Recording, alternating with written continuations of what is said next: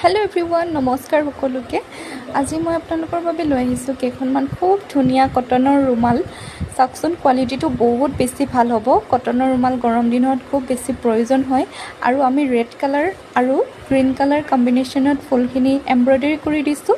আপোনালোকৰ প্ৰিয়জনক দিবলৈ খুব বেছি ভাল আৰু গৰমত আপোনাৰ প্ৰিয়জনক দিব পৰা খুব বেছি ধুনীয়া কমফৰ্টেবল বস্তুটোৱে হৈছে এখন ৰুমাল। মানে বহুতৰে প্ৰয়োজন হৈ থাকে এনেকুৱা ধৰণৰ ৰুমাল।